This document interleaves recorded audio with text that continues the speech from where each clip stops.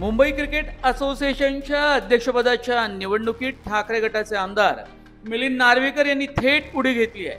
नार्वेकर यांनी निवडणुकीच्या प्रचाराची सुरुवात जोरदार केली असून त्यांच्या प्रचारातील डिजिटल बॅनरवर मुख्यमंत्री देवेंद्र फडणवीस यांचा फोटो झळकल्यानं सर्वांच्या भुवया उंचावल्या आहेत। फडणवीस आणि ठाकरे गटाच्या प्रतिनिधीचा एकत्र फोटो पाहून आता राजकीय वर्तुळात चर्चा रंगू लागलेल्या आहेत। दरम्यान या निवडणुकीत 6 दिग्गज उमेदवार मैदानात आहेत।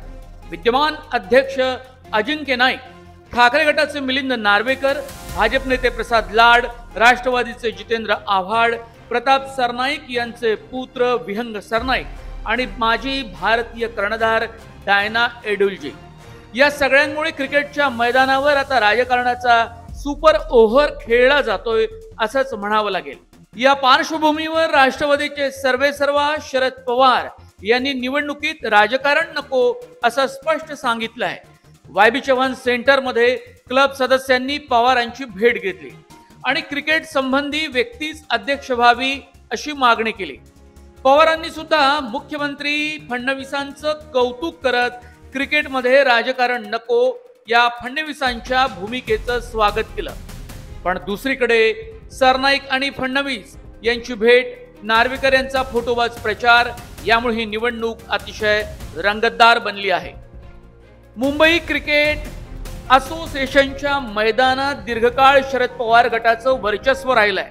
स्वतः पवार MCA, BCCI ते ICCचे अध्यक्षपद भूषवून चुकले आहे। MCAच्या अध्यक्षपदी यापूर्वी मनोहर जोशी, विलासराव देशमुख आणि आशिष शेलार यांच्यासारखे राजकीय नेत्यांची कारकीर्द आपल्याला पाहायला मिळाली आहे। पवारांचं क्रिकेट विश्वातलं योगदान सर्वश्रुत आहे आणि त्यामुळे MCAच्या निवडणुकीत त्यांच्या शब्दाला वेगळा मान असल्यामुळं निवडणुकीच्या मैदानात उभे राहणारे सर्व शिलेदार हे शरद पवारांच्या भेटीगाठी घेतल्याशिवाय राहत नाही।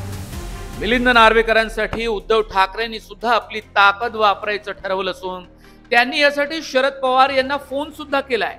मंत्री प्रताप सरनाईक यांनी मुलासाठी जोर लावला असून विहंग सोबत शरद पवार यांना भेटून त्यांची मनधरणी सुद्धा केली आहे। विद्यमान अध्यक्ष अजिंक्य नाईकांना आशिष शेलार आणि प्रताप सरनाईक यांचा विरोध असल्याची सूत्रांची माहिती आहे। तरीही शेलार कुणासाठी आपलं वजन वापरणार हे सुद्धा तितकंच महत्वाचं आहे। शरद पवार अजिंक्य नाईक यांच्या बाजूने असल्याचे काही संकेत शेवटच्या दिवसात मिळत आहेत। 155हून अधिक क्रिकेट क्लबला नियमबाह्यपणे मतदार यादीत समाविष्ट करण्यावर MCAचे माजी कार्यकारिणी सदस्य श्रीपाद हळबे आणि फ्रेंड्स क्लब यांनी आक्षेप घेत मुंबई उच्च न्यायालयाचा दरवाजा ठोठावला होता।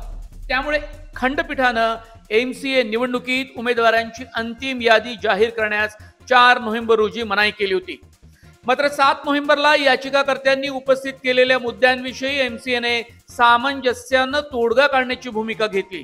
त्यामुळे न्यायालयानं पूर्वीचा मनाई आदेश मागे घेत 12 नोव्हेंबर रोजी होणाऱ्या निवडणुकीचा मार्ग मोकळा केलेला आहे। Bureau report, Navrashtra digital, Mumbai.